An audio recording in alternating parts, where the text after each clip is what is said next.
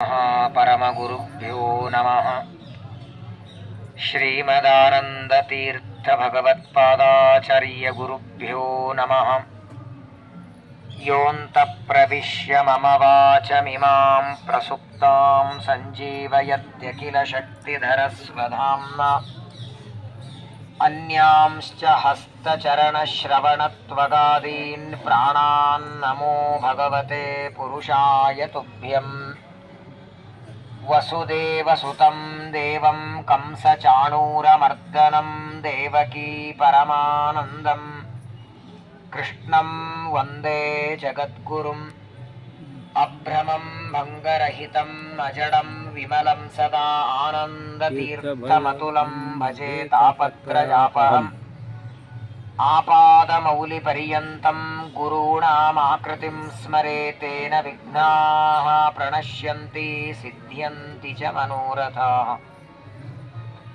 ಶ್ರೀ ಗುರುಭ್ಯೋ ನಮಃ. ನಮ್ಮ ಯಾತ್ರೆಯಲ್ಲಿ ಅನೇಕ ಜನ ಹೊಸದಾಗೆಲ್ಲ ಸೇರ್ಕೊಂಡಿದ್ದಾರೆ. ಯಾತ್ರೆ ಅಂದ್ರೆ ಏನು? ಮೊದಲು ನಾವು ಎಲ್ಲಿ ಬಂದಿದ್ದೇವೆ? ದೇವರು ಇರೋದಕ್ಕೆ ಮನೆ, ಊಟಕ್ಕೆ ಅನ್ನ, ಉಡೋದಕ್ಕೆ ಬಟ್ಟೆ, ಫ್ಲೈಟಲ್ಲಿ ಬರೋದಕ್ಕೆ ದುಡ್ಡು ಎಲ್ಲ ಕೊಟ್ಟಿದ್ದಾನೆ. ಆದರೆ ದುಡ್ಡಿದ್ದ ಮಾತ್ರಕ್ಕೆ ಶ್ರೀಮಂತ ಅಲ್ಲ. ಬಹಳ ಜನ ಹಂಗೆ ತಿಳ್ಕೊಂಡಿದ್ದಾರೆ. ಕಲಿಯುಗದೊಳಗೆ ನಿಜವಾದ ಶ್ರೀಮಂತ ದುಡ್ಡಿರೋನಲ್ಲ, ಆ ದುಡ್ಡು ಎಲ್ಲಿ ಖರ್ಚು ಮಾಡ್ತಾನೋ ಅವನು ಶ್ರೀಮಂತ. ಯಾವುದೋ ಗಾರ್ಡನ್ನೋ ಏನೋ ಸುತ್ತಾಡಿ ಬರೋದಕ್ಕಾಗಿ ದುಡ್ಡು ಹಾಕ್ತಾನಲ್ಲ ಅವನಲ್ಲ. ನಾವೆಲ್ಲಿ ಬಂದಿದ್ದೇವೆ ನೋಡಿ. ನೀವೇನಿ ವೃಕ್ಷ ಮೇಲ್ಗಡೆ ನೋಡ್ತಾ ಇದ್ದೀರಿ, 5100 ವರ್ಷಗಳ ಹಿಂದೆ ಹಚ್ಚಿದ ಗಿಡ ಇದು. 5101 ವರ್ಷಗಳ ಹಿಂದೆ ಇದೇ ಸ್ಥಳದಲ್ಲಿ ಪಾಂಡವರ ಮೊಮ್ಮಗನಾದ ಪರೀಕ್ಷಿತ ರಾಜರಿಗೆ ಶುಕಾಚಾರ್ಯರು ಉಪದೇಶ ಮಾಡಿದ ಭೂಮಿ ಇದು. ಪ್ರಾಯ ನಾವು ಯಾವ ಹಾಸ್ಪಿಟ್ಲಲ್ಲಿ ಹುಟ್ಟಿರ್ತೀವಲ್ಲ, ಆ ಹಾಸ್ಪಿಟ್ಲ್ ಮುಂದೆ ಯಾವಾಗೋ ಗಾಡಿ ಮುಂದೆ ಹೋಗುವಾಗ ನಿಮ್ ಜೊತೆ ಯಾರಿದ್ರು ತೋರಿಸ್ತಿರೋ ಇಲ್ಲೋ ಏನಂತ ಅಲ್ವಾ? ಬರ್ತ್ ಪ್ಲೇಸು ಅಂತ ಹಾಸ್ಪಿಟ್ಲ್ ತೋರಿಸ್ತೀವಲ್ಲ, ಹಾಗೆ ಶ್ರೀಮದ್ ಭಾಗವತ ಹುಟ್ಟಿದ ಜನ್ಮಭೂಮಿ ಇದು. ಈ ಮಣ್ಣಿಗೆ ಎಷ್ಟು ಪ್ರಾಧಾನ್ಯತೆ ಇದೆ ಗೊತ್ತಾ? ಒಬ್ಬ ಬ್ರಾಹ್ಮಣ ಪ್ರತಿನಿತ್ಯ ಶಾಲಿಗ್ರಾಮದ ಪೂಜೆ ಮಾಡುವ, ಪ್ರತಿನಿತ್ಯ ದೇವರ ತೀರ್ಥ ನೈವೇದ್ಯ ಊಟ ಮಾಡುವ ಬ್ರಾಹ್ಮಣ ಮನೆಗೆ ಬಂದ ಅಂದ್ರೆ ಅವನ ಪಾದ ಧೂಳಿ ತಲೆಗೆ ಹಾಕಿಕೊಂಡ್ರೆ ಇಡೀ ಮನೆಯೆಲ್ಲ 21 ಕುಲ ಉದ್ಧಾರ ಆಗತ್ತದ ಬ್ರಾಹ್ಮಣರ ಪಾದ ಧೂಳಿಗೆ. ಅಂಥದ್ರಲ್ಲಿ ಸಾಕ್ಷಾತ್ ಮನೋನಿಯಾಮಕ ರುದ್ರದೇವರ ಅವತಾರರಾದ ಶುಕಾಚಾರ್ಯರು ಇದೇ ಸ್ಥಳದಲ್ಲಿ 7 ದಿನಗಳವರೆಗೆ, 7 ದಿನ ಅಂದ್ರೆ ದಿನಕ್ಕೆ ಅರ್ಧ ಗಂಟೆ 1 ಗಂಟೆ ಪ್ರವಚನ ಅಲ್ಲ. ಯಾಕಂದ್ರೆ ಹೇಳಿ, ಕೇಳೋ ವ್ಯಕ್ತಿ, ಪ್ರವಚನ ಹೇಳೋರಿಗೆ ಇಬ್ಬರಿಗೂ ಬೇರೆ ಕೆಲಸ ಇರಲಿಲ್ಲ. ಶುಕಾಚಾರ್ಯರು ಪ್ರವಚನ ಹೇಳುವಂತಹ ಗುರುಗಳು, ಕೇಳೋದಕ್ಕೆ ಕೂತವನು ಪರೀಕ್ಷಿತ ರಾಜ. ಏನ್ ಪರೀಕ್ಷಿತನ ಜನ್ಮ? ಪಾಂಡವರ ಮೊಮ್ಮಗ. 5 ಜನ ಪಾಂಡವರಲ್ಲಿ ಮಧ್ಯ ಪಾಂಡವ ಅರ್ಜುನ. ಅರ್ಜುನನಿಗೆ 3 ಜನ ಮಡದಿಯರು, ಸುಭದ್ರ, ಉಲೂಪಿ, ಚಿತ್ರಾಂಗದ. ಸುಭದ್ರೆ ಕೃಷ್ಣನ ತಂಗಿ, ಅಲ್ಲಿ ಹುಟ್ಟಿದವನೇ ಅಭಿಮನ್ಯು. ಅಭಿಮನ್ಯುವಿನ ಹೆಂಡತಿ ವಿರಾಟರಾಜನ ಮಗಳು ಉತ್ತರಾದೇವಿ. ಉತ್ತರಾದೇವಿಯ ಗರ್ಭದಲ್ಲಿ ಒಂದು ಮಗು ಬೆಳೀತಾ ಇದೆ. ಆ ಮಗನಿಂದ ಪಾಂಡವರ ವಂಶ ಮುಂದುವರಿಬೇಕು, ಭಗವಂತನ ಸಂಕಲ್ಪ. ಆದರೆ ದ್ರೋಣಾಚಾರ್ಯರ ಮಕ್ಕಳಾದ ಅಶ್ವತ್ಥಾಮರು ಆ ಗರ್ಭದಲ್ಲಿದ್ದ ಮಗುವಿನ ಮೇಲೆ ಬ್ರಹ್ಮಾಸ್ತ್ರ ಪ್ರಯೋಗ ಮಾಡುತ್ತಾರೆ. ಉತ್ತರಾದೇವಿಯ ಗರ್ಭದಲ್ಲಿ ಮಗು ಸಾಯಬೇಕು ಅಂತ, ಪಾಂಡವರ ವಂಶ ನಿಲ್ಲಬೇಕು ಅಂತ ಅಶ್ವತ್ಥಾಮಾಚಾರ್ಯರ ಸಂಕಲ್ಪ. ಶ್ರೀಕೃಷ್ಣ ಪರಮಾತ್ಮ ಉತ್ತರಾದೇವಿಯ ಗರ್ಭದಲ್ಲಿ ಪ್ರವೇಶ ಮಾಡಿ 9 ತಿಂಗಳವರೆಗೆ ಗರ್ಭದ ಸುತ್ತಲೂ ಕೈಯೊಳಗೆ ಗದೆಯನ್ನು ಹಿಡಿದು ವಾಚ್ಮನ್ ಮಾಡ್ತಿದ್ದ ಅಂತೆ ನೋಡಿ ದೇವರು. ಪ್ರಾಯ ಪ್ರಪಂಚದಲ್ಲಿ ಯಾರ ಉಪಕಾರ ಆದರೂ ಮರಿಬಾರದು. ಅತಿ ಸಣ್ಣ ಉಪಕಾರ. ನಮ್ದೇ ಸೆಲ್ ಫೋನು, ನಮ್ದೇ ಫೋನು, ಮಾತಾಡ್ತಾ ಹೋಗ್ತಿರ್ತೀವಿ, ಕೈ ಜಾರಿ ಕೆಳಗೆ ಬೀಳುತ್ತೆ, ಪಕ್ಕದಲ್ಲಿದ್ದವನು ವ್ಯಕ್ತಿ ಎತ್ತಿ ಕೊಡ್ತಾನೆ. ಏನ್ ಮಾಡ್ತೀರ ಅವನಿಗೆ? Thank you. ಫೋನ್ ಯಾರದು? ಬೀಳಿಸ್ಕೊಂಡ ತಪ್ಪು ಯಾರದು? ಫೋನ್ ನಮ್ದೆ, ನಾವು ಬೀಳಿಸ್ಕೊಂಡದ್ದು. ಅವನು ಎತ್ತಿ ಕೊಟ್ಟದ್ದಕ್ಕೆ ಅವನಿಗೆ ಟ್ಯಾಂಕ್ಸ್ ಹೇಳ್ತೀವಿ. ಇಷ್ಟು ದೊಡ್ಡದಾದ ಶರೀರ ದೇವರು ಕೊಟ್ಟಿದ್ದಾನೆ, ಒಂದ್ಸಲಾದ ಟ್ಯಾಂಕ್ಸ್ ಹೇಳಿದೀವ?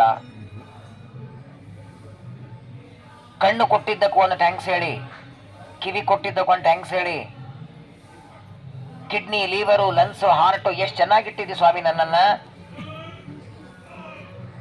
ಬರಬೇಕಾದ್ರೆ ನೋಡಿದ್ರಲ್ಲ ಅಲ್ಲಿ ದೇವಸ್ಥಾನದಲ್ಲಿ ಒಬ್ಬ ವ್ಯಕ್ತಿ ಕೂತಿದ್ದ ಬಾಗಿಲಲ್ಲಿ, ಕೈ ಇರಲಿಲ್ಲ ಅವನಿಗೆ. ಅವನನ್ನು ಅಡಗಿಸ್ತಾ ಇಲ್ಲ ನಾನು, ಅದು ಜನ್ಮಾಂತರ ಕರ್ಮ ಏನೋ ಇರಲಿ. ಎರಡೂ ಕೈ ಕಾಲು ಚೆನ್ನಾಗಿಟ್ಟು ಆರೋಗ್ಯವಾಗಿಟ್ಟು ತಿಳುವಳಿಕೆ ಕೊಟ್ಟು ಬುದ್ಧಿ ಕೊಟ್ಟು ಈ ತರಹದ ಪವಿತ್ರವಾದ ತೀರ್ಥಯಾತ್ರೆ ನನ್ನಿಂದ ಮಾಡಿಸ್ತಿದ್ದಿ ಭಗವಂತ, ಇದು ನಿನ್ನ ಕಾರುಣ್ಯ ಅಂತ ಒಂದು ನೆನಪಾಗೋದು ಬೇಡವಾ? ಎಲ್ಲೋ ಪ್ರಯಾಣ ಮಾಡ್ತಿರ್ತೀರ ಬಸ್ಸಲ್ಲಿ, ಬೆಂಗಳೂರಲ್ಲಿ ಅಥವಾ ಮೆಟ್ರೋದಲ್ಲಿ ಹೋಗುವಾಗ ನಿಮ್ಗೆ ಕೂಡೋದಕ್ಕೆ ಸೀಟ್ ಇಲ್ಲ, ನೀವು ದೂರ ಹೋಗಬೇಕು, ನಿಮ್ಮ ನಿಲ್ಲೋದಕ್ಕೆ ಕಾಲಲ್ಲಿ ಶಕ್ತಿ ಇಲ್ಲ, ಯಾರೋ ಒಬ್ಬ ವ್ಯಕ್ತಿ ಎದ್ದು ತನ್ನ ಸೀಟ್ ಕೊಟ್ಟ ಅನ್ನೋ ಟ್ಯಾಂಕ್ಸ್ ಹೇಳ್ತೀವಿ ನಾವು. ಭಗವಂತನ ಕಾರುಣ್ಯ ಏನನ್ನಬೇಕು ಹೇಳಿ? ಅದು ನೆನಪಾಗಬೇಕು ಅಂದರೆ ಈ ಕ್ಷೇತ್ರಕ್ಕೆ ನಾವು ಬರಬೇಕು. ವಿಶೇಷವಾಗಿ ಒಂದು ಮರಿಬೇಡಿ, ತಾಯಿಯ ಗರ್ಭದಲ್ಲಿ ನಾವು ನೀವಿದ್ದಾಗ ಏನು 9 ತಿಂಗಳ ದುಃಖ ಅನುಭವಿಸ್ತೀವಲ್ಲ, ಅದು ಹೊರಗೆ ಬಂದ್ಮೇಲೆ ನೆನಪಿರತ್ತಾ ಅನ್ನೋದಕ್ಕೆ ಚೆನ್ನಾಗಿ ನಗುತ್ತಿರ್ತೀವಿ ನಾವು. ಗರ್ಭದಲ್ಲಿ ಅನುಭವಿಸಿದ ನೆನಪು ಹೊರಗೆ ಬಂದ್ಮೇಲೆ ದೇವರು ಕೊಟ್ಟಿದ್ದ ಅಂದ್ರೆ ನಗನಗತಾ ಇರ್ತೀರ. ಏನಿದೆ ಒಳಗೆ ಹೇಳಿ? ಒಂದು ದಿನ ಆಯ್ತು, ಇಲ್ಲಿನ ಬಿಸಿ ತಡಿಲಿಕ್ಕೆ ಆಗ್ತಿಲ್ಲ ಅಲ್ವಾ? ಬೆಂಗಳೂರು ತಂಪಾಗಿದೆ, ಇನ್ನೂ ಒಂದೇ ದಿನ ಆಗಿದೆ ಬೆಳಗ್ಗೆ ಇಳಿದಿವ ದಿಲ್ಲಿಗೆ. 9 ತಿಂಗಳು ತಾಯಿಯ ಗರ್ಭದಲ್ಲಿ ಬೆಳಕಿಲ್ಲ, ಅಲ್ಲೇನು ಕುಡಿಯೋದಕ್ಕೆ ನೀರಿಲ್ಲ, ಮಣ್ಣಿನ ಮಡಿಕೆ ಯಾರು ತುಂಬಿಟ್ಟಿದಾರ? ಕುಡಿಯೋದಕ್ಕೆ ನೀರಿದೆಯಾ? ಏನು ಕಾಫಿ ಇದೆಯಾ? ಟೀ ಇದೆಯಾ? ಓಡಾಡ ಬರೋದಕ್ಕಿದೆಯಾ? ಯಾರು ಅವಲಕ್ಕಿ ಡಬ್ಬಿ ಇಟ್ಟಿದಾರ ಒಳಗೆ? ಏನಿದೆ ಗೊಂಬ ಗರ್ಭದಲ್ಲಿ ಹೇಳಿ? ತಾನೇ ಮಾಡಿದ ರಕ್ತ, ಮಲಮಾಂಸ, ಮೂತ್ರ, ತಂದೆ ಮಲಮೂತ್ರಗಳು, ತನ್ನದೇ ವಾಂತಿ ಒದ್ದಾಡ್ತಿರ್ತಾನೆ, ಮುಂಡಾಡ್ತಿರ್ತಾನೆ. ಎಷ್ಟು ಹೊಲಸು ವೇದನೆ ಇರುತ್ತೆ ಗರ್ಭದಲ್ಲಿ. ಆದರೂ 9 ತಿಂಗಳು ಸುರಕ್ಷಿತವಾಗಿ ರಕ್ಷತಿಯೋ ಹಿ ಗರ್ಭೆ. ಪರೀಕ್ಷಿತನ ಕಥೆ ನೆನೆಸ್ಕೊಂಡಾಗ ಭಗವಂತನ ಕಾರುಣ್ಯ ನೆನಪಾಗತ್ತೆ. ಉತ್ತರಾದೇವಿಯ ಗರ್ಭದಲ್ಲಿ ಪ್ರವೇಶ ಮಾಡಿ 9 ತಿಂಗಳು ಸುತ್ತಲೂ ಓಡಾಡ್ತಿದ್ದಂತೆ. ಸಂಸ್ಕೃತದಲ್ಲಿ ಪರಿ ಅಂದ್ರೆ ಸುತ್ತಲೂ, ಈ ಕ್ಷಣ ಅಂದ್ರೆ ನೋಡೋದು. ಗರ್ಭದಲ್ಲಿ ಇರುವಾಗ ತನ್ನನ್ನ ಯಾರೋ ರಕ್ಷಣೆ ಮಾಡುತ್ತಿದ್ದಾರೆ ಅಂತ ಗರ್ಭದಲ್ಲೇನೆ ಭಗವಂತನ ದರ್ಶನ ಮಾಡಿಕೊಂಡು ಹುಟ್ಟಿದ್ದರಿಂದ ಅವನನ್ನ ಪರೀಕ್ಷಿತ ಅಂದ್ರು. ಅವನಿಗೆ ಇನ್ನೊಂದು ಹೆಸರಿದೆ, ವಿಷ್ಣುರಾತ ಅಂತ. ಗರ್ಭದಲ್ಲಿ ಸಾಯಬೇಕಾಗಿತ್ತು, ದೇವರ ಅನುಗ್ರಹದಿಂದ ಹುಟ್ಟಿದ್ದಕ್ಕೆ ವಿಷ್ಣುರಾತ ಅಂತ ಹೆಸರಿಡ್ತಾರೆ. ಪರೀಕ್ಷಿತ ರಾಜ ಹುಟ್ಟಿದ ಮೇಲೆ ಅವನಿಗೆ ನಾಮಕರಣ ಆಯಿತು, ಉಪನಯನ ಆಯಿತು. ಇರಾವತಿ ಅಂತ ಕನ್ಯೆ ಜೊತೆ ಮದುವೆಯಾಗತ್ತೆ. 4 ಜನ ಗಂಡು ಮಕ್ಕಳು ಪರೀಕ್ಷಿತರಿಗೆ. ಒಂದು ದಿನ ಕುದುರೆ ಮೇಲೆ ಬೇಟೆಗೆ ಹೋಗಿರ್ತಾರೆ. ಅರಣ್ಯದಲ್ಲಿ ಬೇಟೆಗೆ ಹೋಗ್ತಾರೆ. ಮಧ್ಯಾಹ್ನದ ಕಾಲ ಜೋರು ಬಿಸಿಲು, ಇದರ ತರಾನೇ ಬಾಯಾರಿಕೆ ಆಯಿತು. ಈ ತರ ನಳಗಳು ಇರಲಿಲ್ಲ ಆಗ. ಆಮೇಲೆ ಅವ್ರು ಅಲ್ಲಿ ಕಂಡಲ್ಲಿ ನೀರು ಕುಡಿತಿರಲಿಲ್ಲ ಪರೀಕ್ಷಿತರು. ನೀರಡಿಕೆ ಆಯಿತು, ನೋಡ್ತಾರೆ ದೂರದಲ್ಲಿ ಒಂದು ಆಶ್ರಮ ಕಂಡಿತು. ಆಶ್ರಮ ಅಂದ್ರೆ ಯಾರಾದರೂ ನೀರು ಕೊಡ್ತಾರೆ, ಅಲ್ಲಿರುವ ಋಷಿಗಳ ನೀರು ಇಟ್ಕೊಂಡಿರ್ತಾರೆ ಅಂತ ಬರ್ತಾರೆ. ಆ ಆಶ್ರಮದಲ್ಲಿ ಋಷಿಗಳು ಸಮಾಧಿಯಲ್ಲಿ ಕೂತಿದ್ದಾರೆ. ಸಮಾಧಿ ಅಂದ್ರೆ ಹೇಗಿರತ್ತೆ ಗೊತ್ತಾ? ಎಷ್ಟು ಆತ್ಮರತಿರೇವ ಸ್ಯಾದ್ ಆತ್ಮ ತೃಪ್ತಶ್ಚ ಮಾನವ ಆತ್ಮನ್ನೇವಚ ಸಂತುಷ್ಟ ತಸ್ಯ ಕಾರ್ಯಂ ನ ವಿದ್ಯತೆ. ಕೃಷ್ಣ ಗೀತೆಯಲ್ಲಿ ಹೇಳ್ತಾನೆ, ಸಮಾಧಿಯಲ್ಲಿ ಕಣ್ಣು ಮುಚ್ಚಿ ದೇವರ ಧ್ಯಾನ ಮಾಡೋವನಿಗೆ ಪಕ್ಕದಲ್ಲಿ ನಗಾರಿ ಬಾರಿಸಿದ್ರೆ ಎಚ್ಚರಿ ಇರಲ್ಲ. ಬಾಹ್ಯ ಜಗತ್ತು ಮರೆತು ಬಿಟ್ಟಿರ್ತಾನ ಅವನು. ಹಸಿವೆ ಆಗೋದಿಲ್ಲ, ನೀರಡಿಕೆ ಆಗೋದಿಲ್ಲ, ಆಕಳಿಕೆ ಇಲ್ಲ, ತೂಕಡಿಕೆ ಇಲ್ಲ, ಬೇಸರಿಕೆ ಇಲ್ಲ, ಸಾಕನಿಸೋದಿಲ್ಲ. ಸಮಾಧಿಯಲ್ಲಿ ಕೂತ್ರೆ 100 ವರ್ಷ ಹಸಿವಾಗಲ್ಲ ಅವರಿಗೆ. ಭಗವಂತನ ದರ್ಶನ ಆಗ್ತಾ ಇರ್ತದೆ, ನೋಡ್ತಿರ್ತಾರೆ. ಋಷಿಗಳು ಸಮಾಧಿಯಲ್ಲಿ ಕೂತಿದ್ದಾರೆ. ಪರೀಕ್ಷಿತ ಬಂದು ನೀರು ಬೇಕು ಅಂತ ಬೇಡ್ತಾನೆ. ಋಷಿಗಳಿಗೆ ಎಚ್ಚರಿಲ್ಲ. ತಪ್ಪು ತಿಳ್ಕೊಂಡ ಪರೀಕ್ಷಿತ, ನಾನು ಬಂದದ್ದು ಗೊತ್ತಾಗಿ ಇವರು ನೀರು ಕೊಡ್ತಾ ಇಲ್ಲ ಅಂತ ತಪ್ಪು ತಿಳಿದ. ಆಶ್ರಮದ ಹೊರಗಡೆ ಬಿದ್ದ ಒಂದು ಹಾವನ್ನ ಎತ್ತಿ ಋಷಿಗಳ ಕೊರಳಿಗೆ ಹಾಕ್ತಾನೆ. ರಾಜ್ಯಕ್ಕೆ ಹೊರಟಿದ್ದಾನೆ. ಪರೀಕ್ಷಿತ ಇರುವ ರಾಜ್ಯ ಇವತ್ತೇ ನಾವು ನ್ಯೂ ಡೆಲ್ಲಿಯಿಂದ ಬಂದಿವಲ್ಲ, ಅದು ಇಂದ್ರಪ್ರಸ್ಥ ಇದ್ದಾಗ. ಇಲ್ಲಿಂದ ಸ್ವಲ್ಪ ಇಂದ್ರಪ್ರಸ್ಥದಿಂದ ದೂರ ಹೋದ್ರೆ ಹಸ್ತಿನಾಪುರಿ. ಅದರ ಹೆಸರೇ ಹಸ್ತಿನಾಪುರಿ ಅಂತ ಕರೆದದ್ದು. ಇಂದ್ರಪ್ರಸ್ಥ, ಹಸ್ತಿನಾಪುರಿ ಇವತ್ತು ಬೇರೆ ಬೇರೆ ಹೆಸರಿನಿಂದ ಕರೆಯಲ್ಪಡುತ್ತದೆ. ಅಲ್ಲಿ ರಾಜ್ಯ ಬರುವಾಗ ಋಷಿಗಳ ಕೊರಳಿಗೆ ಹಾವು ಹಾಕಿ ಪರೀಕ್ಷಿತ ರಾಜರು ರಾಜ್ಯಕ್ಕೆ ಬರುವಾಗ ಪಶ್ಚಾತ್ತಾಪ ಪಡ್ತಾರೆ, ನಾನು ತಪ್ಪು ಮಾಡಿದೆ. ಪಶ್ಚಾತ್ತಾಪ ಎಲ್ಲರಿಗಾಗಲ್ಲ. ನಾನು ಮಾಡಿದ್ದೇ ಸರಿ ಅಂತ ಹೇಳ್ಕೊತಾರೆ. ನಂದೇನು ತಪ್ಪು, ಮಧ್ಯಾಹ್ನ ಹೋಗಿದ್ದೆ, ನೀರು ಕೊಡ್ಲಿಲ್ಲ, ಹಾವು ಹಾಕಿದ್ದೇನೆ ಅಂತ ಅನ್ನೋರಿದ್ದಾರೆ. ಋಷಿಗಳು ಸಮಾಧಿಯಲ್ಲಿದ್ದಾಗ ನಾನು ತಪ್ಪು ಮಾಡಿದೆ ಅಂತ ಭಾವನೆ ಬಂತು. ರಾಜ್ಯಕ್ಕೆ ಬಂದು ಕೂತಿದ್ದಾರೆ. ಯಾವ ಋಷಿಗಳ ಕೊರಳಿಗೆ ಹಾವು ಹಾಕಿದ್ದಾರೆ ಅವರಿಗೆ 8 ವರ್ಷದ ಮಗ ದರ್ಭೆ ತರೋದಕ್ಕೆ ಹೋಗಿದ್ದ. ಪವಿತ್ರ ಮಾಡಿ ಶ್ರಾದ್ದಕ್ಕೆ ತರ್ಪಣಕ್ಕೆ ಬೇಕಲ್ಲ. ಆ ಮಗುವಿಗೆ ಶೃಂಗಿ ಅಂತ ಹೆಸರು. ದನಕಾಯ ಹುಡುಗರು ಹೇಳ್ತಾರೆ, ಯಾರೋ ಒಬ್ಬ ರಾಜ ಬಂದಿದ್ದ, ನಿಮ್ಮ ಅಪ್ಪನ ಕೊರಳಿಗೆ ಹಾವು ಹಾಕೋಗಿದ್ದಾನೆ. ಏನು ಕೋಪ ಬಂತು ನೋಡಿ ಮಗುವಿಗೆ. 8 ವರ್ಷದ ಮಗು ಮನೆಗೆ ಬಂದು ನೋಡ್ಬೇಕು ತಾನೆ, ಹಾವದನೋ ಇಲ್ಲ ನೋಡ್ಲಿಲ್ಲ.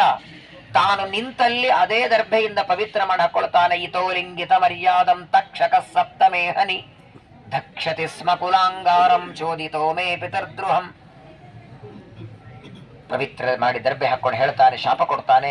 ನಮ್ಮ ತಂದೆಯ ಕೊರಳಿಗೆ ಸತ್ತು ಹಾವು ಹಾಕಿದ ರಾಜ ಇವತ್ತಿನಿಂದ 7ನೇ ದಿನ ತಕ್ಷಕನಿಂದ ಸಾಯಿಲಿ ಅಂತ ಶಾಪ ಕೊಟ್ಟು ಮನೆಗೆ ಬಂದ. ಆಶ್ರಮಕ್ಕೆ ಬರ್ತಾನೆ. ತಂದೆಯ ಕೊರಳಲ್ಲಿ ಹಾವು ನೋಡಿ ಜೋರಾಗಿ ಅಳ್ತಾನೆ. ಮಗನ ಅಳುವ ಧ್ವನಿ ಕೇಳಿ ಸಮಾಧಿಯಲ್ಲಿದ್ದ ಋಷಿಗಳಿಗೆ ಎಚ್ಚರ ಆಯಿತು. ಮಗನಿಗೆ ಸಮಾಧಾನ ಮಾಡ್ತಾರೆ. ಹೇಳದ, ನಿಮ್ಮ ಕೊರಳಿಗೆ ಹಾವು ಹಾಕಿದ ರಾಜನಿಗೆ ಶಾಪ ಕೊಟ್ಟೆ ಅಂತ ಬೈತಾರೆ ತಂದೆ. ಯಾಕೆ ಕೊಟ್ಟೆ ಶಾಪ ಅಂತಾರೆ. ತಪ್ಪು ನಮ್ದು ಅಂತಾರೆ ಋಷಿ ಶಮೀಕರು. ಅತಿಥಿ ಸತ್ಕಾರ, ಮನೆಗೆ ಬಂದವರಿಗೆ ಒಂದು ಲೋಟ ನೀರು ಕೊಡಬೇಕಾದದು ಕೇಳಬೇಕಾದ, ಅದರಲ್ಲೂ ರಾಜ ಬಂದಿದ್ದ. ಇವತ್ತು ನಾವು ಅರಣ್ಯದಲ್ಲಿ ನಿಶ್ಚಿಂತವಾಗಿ ಧರ್ಮಾಚರಣೆ ಮಾಡ್ತೀವಿ ಎಂದ ಕಾರಣ ಯಾರು? ರಾಜ ಕಾಲಸ್ಯ ಕಾರಣಂ. ಧಾರ್ಮಿಕನಾದ ರಾಜ ಇದ್ದದ್ದಕ್ಕೆ ನಾವು ಆರೋಗ್ಯವಾಗಿದ್ದೇವೆ. ಅಂತಹ ಪರೀಕ್ಷಿತ ಬಂದಿದ್ದ, ಮೇಲಾಗಿ ಬಾಯಾರಿಕೆಯಿಂದ ಬಂದಿದ್ದ. ನೀರು ಕೊಡದೇ ಇರೋ ತಪ್ಪು, ಯಾಕೆ ನೀನು ಶಾಪ ಕೊಟ್ಟಿ? ಯಾಕೆ ಕೊಟ್ಟಿ ಅಂದ್ರೆ ಹೊರತು ಶಾಪ ಹಿಂತಗೋ ಅನ್ಲಿಲ್ಲ. ಆದರೆ ಪರೀಕ್ಷಿತನಿಗೆ ಒಬ್ಬ ದೂತ ಬಂದು ಹೇಳ್ತಾನೆ, ಗೌರಮುಖ ಅಂತ ಅವನ ಹೆಸರು.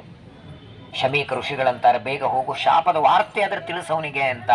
ಇನ್ನೂ ರಾಜ್ಯಕ್ಕೆ ಕುದುರೆಯಿಂದ ಎಳೆದು ಕೂತಿದ್ದಾರೆ. ಒಬ್ಬ ಸೇವಕ ಬರ್ತಾನೆ, ಸ್ವಾಮಿ ಯಾವ ಗುರು ಋಷಿಗಳ ಕೊರಳೆಗೆ ಹಾವು ಹಾಕಿದ್ದೀರಿ? ಋಷಿಕುಮಾರ ಶಾಪ ಕೊಟ್ಟಿದ್ದಾನೆ ಅಂದ್ರೆ ಕುಣಿತಾರಂತೆ ಪರೀಕ್ಷಿತ ರಾಜರು. ಸುಮಾರು ಒಂದು 10 ಕೋಟಿ ರೂಪಾಯಿ ಲಾಟ್ರಿ ಹೊಡೆದಾಗಿ ಏನು ಆನಂದ ಆಗಬೇಕು, ಅಷ್ಟು ಆನಂದ ಆಗಿತ್ತ. ಆನಂದದಲ್ಲಿ ಕುಣಿತಿದ್ದಾರಲ್ಲ ಸ್ವಾಮಿ, ನಿಮಗೇನು ಒಳ್ಳೇದು ಪ್ರತಿ ಯಾರು ನಿಮಗೆ ಸನ್ಮಾನ ಗೌರವ ಮಾಡೋದಲ್ಲ, ನಿಮಗೆ ಶಾಪ ಆಗಿದೆ. 7ನೇ ದಿನ ತಕ್ಷಕರಿಂದ ಸಾಯೋರಿದ್ದೀರಿ, ಸಾಯ್ತೀನಿ ಅಂತ ಗೊತ್ತಿದ್ರು ಇಷ್ಟು ಆನಂದ ಯಾಕೆ? ಪರೀಕ್ಷಿತ ರಾಜರಂತಾರೆ, ಎಲ್ಲರ ಜೀವನದಲ್ಲಿ ಬರುವ ಹಬ್ಬಗಳು, ದೀಪಾವಳಿ ನಿಮ್ಮ ಜೀವನದಲ್ಲೂ ಬರ್ತದೆ, ಉಗಾದಿ ಬರ್ತದೆ, ಹೋಳಿ ಹುಣ್ಣಿಮೆ ಬರ್ತದೆ, ಗಣೇಶ ಚತುರ್ಥಿ ಬರ್ತದೆ, ನಾಳೆ ನವರಾತ್ರಿ ಬರ್ತದೆ. ಆದರೆ ಈ ಹಬ್ಬ 1 ತಿಂಗಳಾದ್ಮೇಲೆ ಬರುತ್ತೆ ಅಂತ ಹೇಳಬಹುದೋ ಇಲ್ಲೋ? 1 ತಿಂಗಳಾದ ಮೇಲೆ, ದೀಪಾವಳಿ ಇನ್ನೊಂದು 2 ತಿಂಗಳಾದ್ಮೇಲೆ ಬರುತ್ತೆ, ನವರಾತ್ರಿ ಇನ್ನೊಂದು 15 ದಿವಸಕ್ಕೆ ಬರುತ್ತೆ ಹೇಳಬಹುದು. ಹೇಳದೇ ಬರುವ ಹಬ್ಬ ಅಂದ್ರೆ ಒಂದು ಜನ್ಮ, ಒಂದು ಮರಣ. ಯಾವ ತಿಥಿ, ಯಾವ ವಾರ, ಯಾವ ನಕ್ಷತ್ರ, ಮನೆಯಲ್ಲಿ ಬರುತ್ತೋ ಮರಣ, ಹೊರಗೋ ಪಂಜ ಉಟ್ಕೊಂಡು ದೇವ್ರ ಪೆಟ್ಟಿಗೆ ಪೂಜೆ ಆದ ಮೇಲೋ, ಒಳಗೋ ಹೊರಗೋ, ಯಾರಿದ್ದಾಗೋ ಹೋದಾಗೋ, ಊಟ ಮಾಡಿದ ಮೇಲೆ ಊಟ ಏನೂ ಗೊತ್ತಿಲ್ಲ. ಅವನು ಅಲ್ಲಿಂದ ಕಳಿಸುವಾಗ ಬರಬೇಕು, ಇಲ್ಲಿಂದ ಕರೆದ ಹೊರಟು ಬಿಡಬೇಕು. ಈ ಶರೀರ ಕೊಡುವಾಗಲೇ ಹೇಳಿದ್ದ ದೇವರು, ಇದು ಬಾಡಿಗೆ ಮನೆಯಪ್ಪ, ನಾನು ಯಾವತ್ತು ಬಿಡುವಂತೇನು ಬಿಡಬೇಕು, ನಾವೇ ತಪ್ಪು ತಿಳ್ಕೊಂಡು ಇದು ನಮ್ದೇ. ಆದರೆ ಪರೀಕ್ಷಿತ ರಾಜ ಅಂತಾರೆ, ಎಲ್ಲರ ಜೀವನದಲ್ಲಿ ಹೇಳದೆ ಮರಣ ಬರ್ತದೆ, ನನಗೆ 7 ದಿನ ಮೊದಲು ಗೊತ್ತಾಗಿದೆ, ಅದಕ್ಕೆ ಈ ಸಂಭ್ರಮಾಚರಣೆ ಅಂತಾರೆ. ಮರಣದ ವಾರ್ತೆ ಕೇಳಿ ಟೆನ್ಷನ್ ಮಾಡ್ಕೊಳ್ಳಿಲ್ಲ. 4 ಜನ ಮಕ್ಕಳಿಗೆ ಕರೆದಿದ್ದಾರೆ. ಹಿರಿಯ ಮಗನೇ ಜನಮೇಜಯ ರಾಜ, ಮಹಾಭಾರತ ಬಂದದ ಅವನಿಂದ. ಸಮಗ್ರವಾದ ಹಸ್ತಿನಾವತಿಯ ರಾಜ್ಯವನ್ನ ಮಗನಾದ ಜನಮೇಜಯನಿಗೆ ಒಪ್ಪಿಸಿದ್ದಾರೆ. ನೋಡಿ, ನಾವು ಬೆಳಗ್ಗೆ ಎಷ್ಟಕ್ಕೆ ಬಿಟ್ಟಿದ್ದೇವೆ ದಿಲ್ಲಿ? 11 ಗಂಟೆಗೆ. ಇಲ್ಲಿ ಬಂದು ಸೇರಕ್ಕೆ 4 ಗಂಟೆ, ಅದು ಗಾಡಿಯೊಳಗೆ. ಆ ದಿಲ್ಲಿ, ಅಲ್ಲೇ ಹಸ್ತಿನಾವತಿ, ಅಲ್ಲಿಂದ ಇಲ್ಲಿವರೆಗೆ ನಡ್ಕೋತ್ ಬಂದಿದ್ದಾರೆ ಪರೀಕ್ಷಿತ ರಾಜರು. ಶಾಪದ ವಾರ್ತೆ ಗೊತ್ತಾದ ಮೇಲೆ ಅಲ್ಲ, ಶಾಪ ಅಂತ ಆದ ಮೇಲೆ ಮನೆ ರಾಜ್ಯದಲ್ಲೇ ಇರಬಹುದಾಗಿತ್ತಲ್ಲ. ತಕ್ಷಕ ಅಲ್ಲಿ ಬಂದು ಕಚ್ಚುತ್ತಿದ್ನೋ ಇಲ್ಲೋ? ತಕ್ಷಕನಿಂದ ಮರಣ ಬರಲಿ, ಇಷ್ಟೇ ಶಾಪ ಇದೆ, ಹೊರತು ಶುಕಸ್ಥಳದಲ್ಲಿ ಬರಲಿ ಅಂತಿದೆಯಾ? ಪರೀಕ್ಷಿತರ ರಾಜ್ಯದಲ್ಲೇ ಇರಬಹುದಾಗಿತ್ತಲ್ಲ. ಅಂದ್ರೆ ಯಾವೈಲ ಸತ್ಶ್ರೀ ತುಳಸಿ ವಿಮಿಶ್ರ ಕೃಷ್ಣಾಂಗ್ರಿರೆಣ್ವಾಂಬದಿ ಕಾಂಬುನೇತ್ರಿ. ಯಾವಾಗಲೂ ನೋಡಿ, ಮರಣ ಕಾಲ ಸಮೀಪಕ್ಕೆ ಬಂತು, ನಮ್ಮ ಮರಣದ ವಾರ್ತೆ ಗೊತ್ತಾಯಿತು ಅಂದ್ರೆ ಒಂದು ಮಧ್ಯಾಹ್ನ ಮೊದಲು ಗೊತ್ತಾಗತ್ತೆ. ಅದೆಲ್ಲ ದೊಡ್ಡ ವಿಚಾರ, ಮತ್ತೊಂದ್ಸಲ ಹೇಳ್ತೇನೆ. ನೋಡಿ, ಮಲಗಿದಾಗ ಕೆಲವು ಕನಸುಗಳು ಬೀಳ್ತಾವಲ್ಲ, ಆ ಸ್ವಪ್ನ ಮೂಲಕ ಸೂಚನೆ ಮಾಡ್ತಾನೆ ದೇವರು. ಈ ಅಧಿಕ ಮಾಸದಲ್ಲಿ ಅಪೂಪ ಗೊತ್ತಲ್ಲ, ಏನಂತೀರಿ ನೀವು? ಕತ್ರಾಸ ಅಂತಿರೋ, ಅಪೂಪ ಅಂತಿರೋ. ಆ ಅಪೂಪವನ್ನ ಜೇನುತುಪ್ಪದ ಜೊತೆಗೆ ತಿನ್ನೋ ಕನಸು ಬಿದ್ರೆ, ಯಾವ ದಿನ ಕನಸು ಬೀಳುತ್ತೆ ಸರಿಯಾಗಿ 3 ತಿಂಗಳಿಗೆ ಆ ವ್ಯಕ್ತಿ ಹೋಗ್ತಾನೆ. ಮರಣ ಸೂಚಕ ಅದು. ಆಕಳು ಅಳುವ ಕನಸು ಬಿದ್ದರೆ, ಸತತ 3 ದಿನ ಕಂಟಿನ್ಯೂ ಕನಸು ಬಿದ್ದರೆ 1 ವಾರದಲ್ಲಿ ಆ ವ್ಯಕ್ತಿ ಹೋಗ್ತಾನೆ. ಕನಸಿನಲ್ಲಿ ತನ್ನ ತಲೆನೇ ಕಾಣದೇ ಇದ್ದ ಕನಸು ಬಿದ್ರೆ 6 ತಿಂಗಳ ಮೊದಲು, 3 ತಿಂಗಳ ಮೊದಲು, 1 ವರ್ಷ ಮೊದಲು, 1 ದಿನ ಮೊದಲು, 1 ವಾರ ಮೊದಲು ಮರಣದ ಸೂಚನೆ ಯಾರಿಗೆ ಕೊಡ್ತಾನೆ ದೇವರು ಗೊತ್ತಾ? ಮರಣದ ಮುನ್ಸೂಚನೆ ಯಾರಿಗೆ ಕೊಡ್ತಾನೆ? ಮರಣದ ವಾರ್ತೆ ತಿಳ್ಕೊಂಡು ಸಾಧನೆ ಮಾಡುವ ಅಪೇಕ್ಷೆ, ಇಚ್ಛೆ ಇದ್ದವರಿಗೆ. ನಮ್ಗೆ ಯಾಕೆ ಕೊಡಲ್ಲ? ನಾವೇನು ಮಾಡಲ್ಲ ಅಂತ ಗೊತ್ತು. ಅಕಸ್ಮಾತ್ ಆಗಿ ಪರೀಕ್ಷಿತನಾಗಿ ನಮಗೂ 1 ವಾರ ಮೊದಲು ಗೊತ್ತಾದ್ರೆ ಏನ್ ಮಾಡ್ಬೋದು ಹೇಳಿ? ನಾವು ಶೇಂಗಾ ಹೋಳಿಗೆ ಮಾಡು, ಚಟ್ನಿ ಹೋಳಿಗೆ ಮಾಡು, ಇರೋದೇ 1 ವಾರ ನಾವು ಎಲ್ಲ ಮಾಡ್ಕೊಂಡು 3-4 ಸಲ ಕಾಫಿ ಕುಡಿದು ಇಷ್ಟೇ ಮಾಡೋದು ಹೊರತು ನಾವೇನು ಶುಕಸ್ಥಳ ಬರ್ತಿರ್ಲಿಲ್ಲ. ಹಾಗೆ ದೇವರ ಕೊನೆಯವರೆಗೂ ಗೊತ್ತು ಮಾಡಿಸಲ್ಲ, ಅರ್ಧ ಗಂಟೆ 1 ಗಂಟೆ ಮೊದಲು ಆಯಿತು ಅಂತಾರಷ್ಟೆ. ಪರೀಕ್ಷಿತ ರಾಜರ ನೋಡಿ, ಶುಕಸ್ಥಳಕ್ಕೆ ಹಸ್ತಿನಾವತಿಯಿಂದ ಇಲ್ಲಿವರೆಗೆ ಬಂದಿದ್ದಾರೆ. ವಾಸ್ತವಿಕವಾಗಿ ಇವಾಗ ನೀವೇನು ಗಂಗೆ ನೋಡಿ ಬಂದ್ರಲ್ಲ, ಭಾಗವತ ಹೇಳುತ್ತೆ ಶುಕಸ್ಥಳಕ್ಕೆ ಪರೀಕ್ಷಿತ ರಾಜರು ಬಂದಾಗ ದೂರ ಇತ್ತು ನದಿ, ಇಷ್ಟು ಹತ್ರ ಇರಲಿಲ್ಲ, ಬಹಳ ದೂರ. ಹೇಗಂದ್ರೆ ಸುತ್ತಲೂ ಗಂಗೆ, ಮಧ್ಯದಲ್ಲಿ ಪ್ರವಚನ ನಡೆದದ್ದು. ಸುತ್ತಲೂ ಗಂಗೆ, ಮಧ್ಯದಲ್ಲಿ ಎತ್ತರವಾದಂತಹ ಉಸುಕು, ಉಸುಕಿನ ಮೇಲೆ ದೊಡ್ಡದಾದಂತಹ ದರ್ಬೆಗಳನ್ನು ಹಾಸ್ಕೊಂಡು ಶುಕಾಚಾರ ಕೂತಿದ್ದಾರೆ, ಪರೀಕ್ಷಿತ ರಾಜರು ಕೂತಿದ್ದಾರೆ. ಸುತ್ತಲೂ ಗಂಗಾ ನದಿ, ನದಿಯ ಮಧ್ಯದಲ್ಲಿ ಪ್ರವಚನ ನಡೆದದ್ದು. ಅದು ಕಾಲಕ್ರಮೇಣ ನದಿ ಒಂದು ಭಾಗ ಆಗಿಬಿಡುತ್ತೆ ಆ ಕಡೆ. ಆದರೆ ಶುಕಾಚಾರ್ಯರು ಪರೀಕ್ಷಿತನಿಗೆ ಉಪದೇಶ ಮಾಡಿದ ಜಾಗ ಇದೆ ನೋಡಿ. ಪ್ರಾಯ ಜಗತ್ತೊಳಗೆ ಏನಾದ್ರು ಸಂಪಾದನೆ ಮಾಡಬಹುದು, ಹಣ ಇದ್ರೆ ನೀವು ಮನೆ ಕಟ್ಟಬಹುದು, ಬೆಳ್ಳಿ ಬಂಗಾರ ತಗೋಬಹುದು. ಆದರೆ ಒಳ್ಳೆ ಉಪದೇಶ ಮಾಡುವ ಗುರುಗಳು ಸಿಗಬೇಕು ಅಂದ್ರೆ ಹಣ ಇದ್ದ ಮಾತ್ರಕ್ಕೆ ಸಿಗಲ್ಲ, ಅದಕ್ಕೆ ಅಕೌಂಟ್ ಅಲ್ಲಿ ಪುಣ್ಯ ಇರಬೇಕಾಗತ್ತೆ.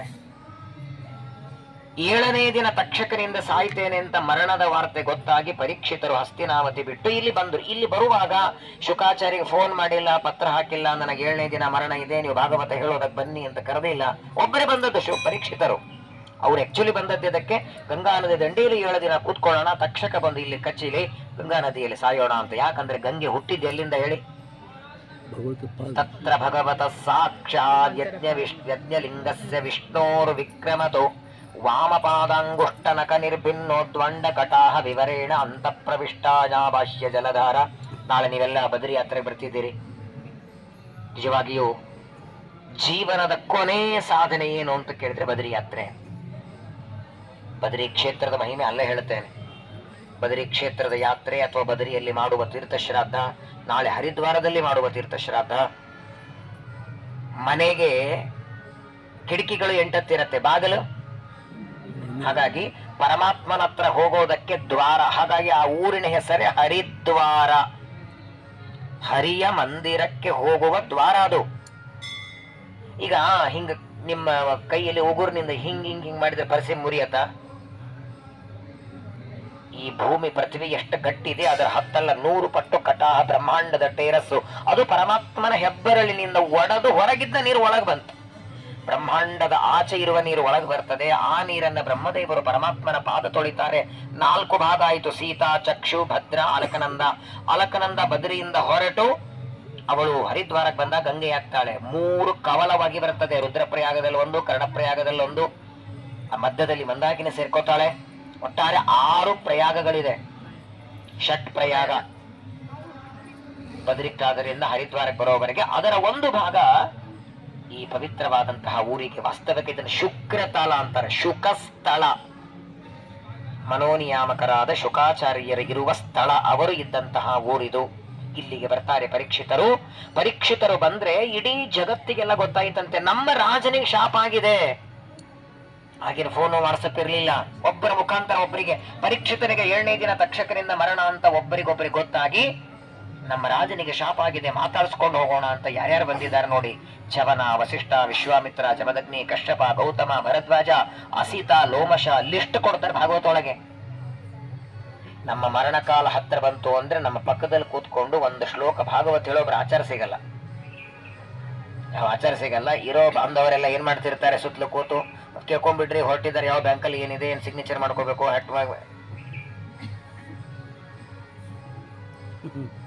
ಬಾಯಿಂದ ರಾಮ ಕೃಷ್ಣ ಅಂತ ಮರಣಕಾಲದಲ್ಲಿ ಬರಬೇಕು ಅಂದ್ರೆ ಸಂತತಂ ಚಿಂತಯೇನಂತಂ ಅಂತಕಾಲೇ ವಿಶೇಷತಃ. ಅಂತಕಾಲದಲ್ಲಿ ಸ್ಮರಣೆ ಬರಬೇಕು ಅಂದ್ರೆ ಸತತ ಚಿಂತನೆ ಮಾಡಿ. ಏನ್ರಿ ಪರೀಕ್ಷಿತರ ಸೌಭಾಗ್ಯ! ಅವರ ಮರಣ ಕಾಲದಲ್ಲಿ ಎಷ್ಟು ಋಷಿಮುನಿಗಳು, ಮಾತ್ರವಲ್ಲ ಶ್ರೀಮದ್ ಭಾಗವತ ರಚನೆ ಮಾಡಿದ ವೇದವ್ಯಾಸರು ಬಂದಿದ್ದಾರಂತೆ.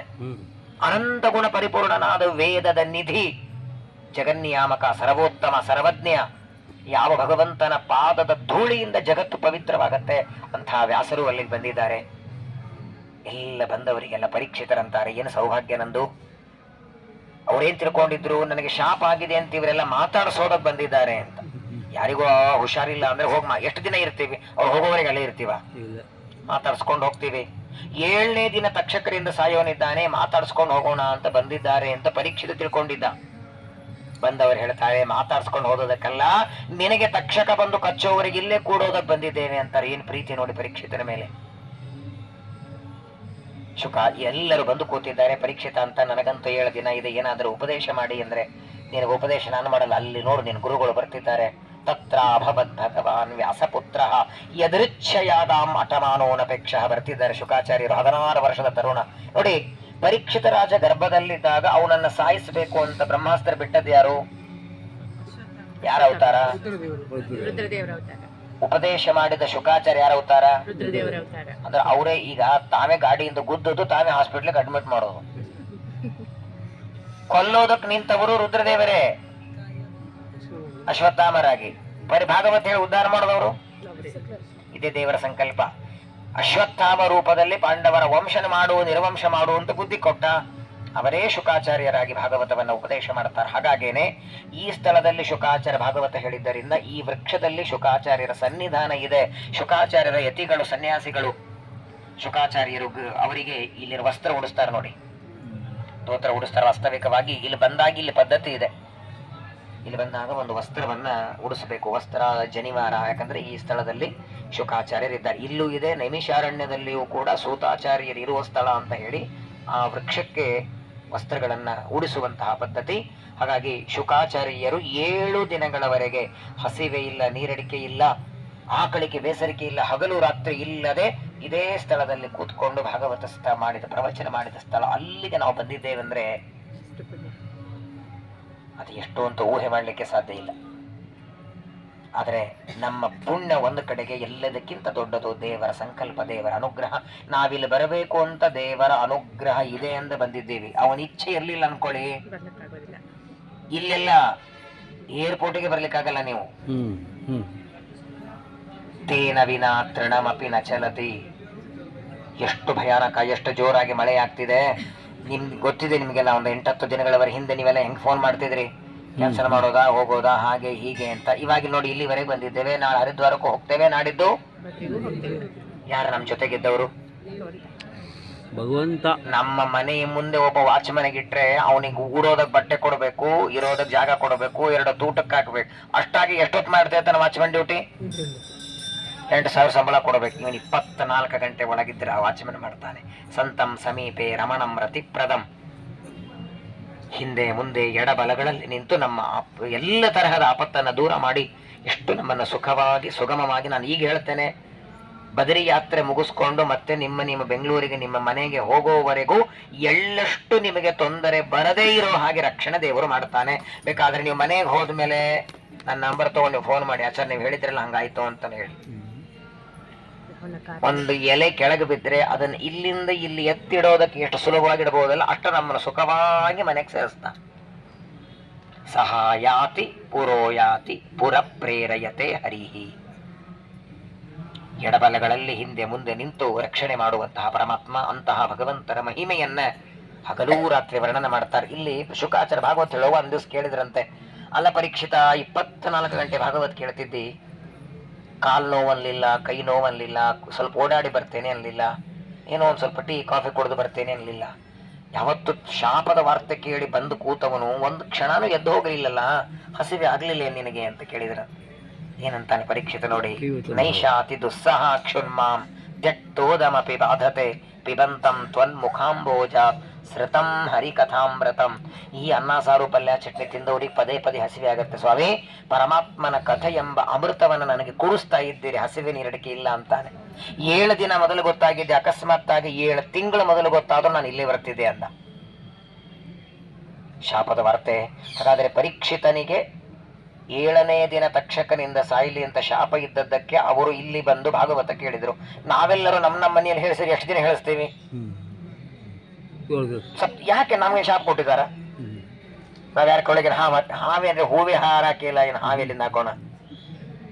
ಹೂವಿನ ಹಾರನೆ ಯಾರಿಗೆ ಹಾಕಿಲ್ಲ ನಾವು, ಮತ್ ನಾವ್ ಯಾರಿಗೆ ಹಾರ ಹಾಕಿಲ್ಲ. ಮತ್ ನಾವೆಲ್ಲ ಯಾಕೆ 7 ದಿನ ಕೇಳೋದು? ಸಪ್ತಾಹ ಯಾಕೆ? ಅದಕ್ಕೆ 8 ದಿನ ಕೇಳ್ರಿ, 10 ದಿನ ಕೇಳ್ರಿ, ಇನ್ನು ಹೆಚ್ಚಿಗೆ ಹೋಗುತ್ತೆ ಪಾಪ.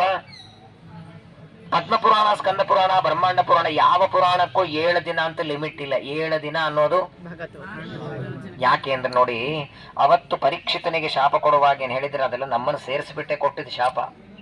ಗಾಬರಿ ಆಗ್ಬಿಡಿ. 7ನೇ ದಿನ ನಾವು ಹೋಗ್ತೀವ ಅಂತ. ಮತ್ತೆ 7ನೇ ದಿನ ಬೇಡ, ಒಂದ್ 70 ವರ್ಷ ಆದ್ಮೇಲೆ ನೀವು ಹೋದ್ರು ಯಾವತ್ತು ಮರಣ ಬಂದ್ರು ಸೋಮವಾರದಿಂದ ರವಿವಾರ 7ನೇ ದಿನ ತಾನೆ. 8ನೇ ದಿನ ಇಲ್ಲದೆ ಹೇಳಿ. ಮತ್ ನಾವ್ ಯಾವತ್ತೇ ಒಂದು 50 ವರ್ಷ ಆದ್ಮೇಲೆ ಸತ್ರು ಸೋಮವಾರರೇ ಇರ್ತದೆ, ಮಂಗಳವಾರರೇ, ಬುಧವಾರರೇ, ಗುರುವಾರರೇ, ಶುಕ್ರವಾರ, ಶನಿವಾರ, ಭಾನುವಾರ, 7 ದಿನದಲ್ಲಿ ಮರಣ ನಮಗೂ ಬಂದಂಗೆನೆ. ಪರೀಕ್ಷಿತ ಮಾತ್ರವಲ್ಲ, 7 ದಿನದಲ್ಲಿ ಅಂದ್ರೆ ಯಾವತ್ತೂ ಒಂದು 100 ವರ್ಷ ಆದ್ಮೇಲೆ ಹೋದ್ರು 7 ದಿನದಲ್ಲಿ ಹೋಗ್ಬೇಕು ನಾವು. ಹಾಗಾಗಿ ನಮ್ಮನ್ನ ಸೇರಿಸ್ಬಿಟ್ಟೆ ಕಳಿಸಿದ್ದು. ಪ್ರಪಂಚದೊಳಗೆ ಅಡಿಗೆ ಮಾಡಿಟ್ರೆ 3 ತಾಸು ಚೆನ್ನಾಗಿರತ್ತೆ.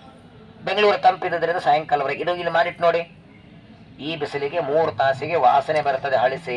ಅದೇ ಅಡಿಗೆ ನಮ್ಮ ಹೊಟ್ಟೆ ಹೋದ ಹಳಿಸಿದ್ರೆ ಯಾರೇ ಬದುಕ್ತಿದ್ರು? ಊಟ ಮಾಡ್ಲಿಕ್ಕೆ ಗೊತ್ತಾಗುತ್ತೆ, ಉಂಡದ್ದು ಒಳಗೆ ಜೀರ್ಣ ಮಾಡ್ತಾನೆ ಪರಮಾತ್ಮ ಅಂತ ನೆನಪಾಗಿದೆಯಾ?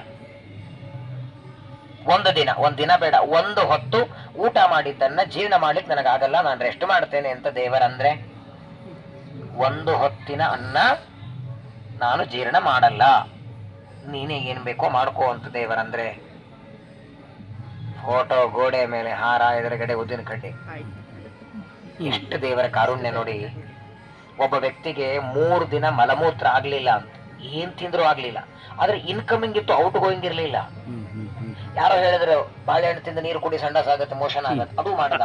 ಮೆಂತ್ಯ ತಿಂದು ಏನ್ ಮಾಡಿದ, 3 ದಿನ ಬರಲಿಲ್ಲ. 4ನೇ ದಿನ ಡಾಕ್ಟರ್ ಹತ್ರ ಹೋಗ್ತಾನೆ. ಈಗ 3 ದಿನ ಆಯ್ತು ಮತ್ತೆ ನನಗೆ ಮಲಮೂತ್ರ ವಿಸರ್ಜನೆ ಆಗ್ತಾ ಇಲ್ಲ ಅಂತ. 3 ದಿನ ಆಯ್ತು ಮನೆಯಲ್ಲಿ ಕೂತ್ಕೊಂಡು ಏನ್ ಮಾಡ್ತಿದ್ದೆ ಅಂತ ಮೊದಲು ಮಂಗಳಾರತಿ ಮಾಡ್ದ ಡಾಕ್ಟರು.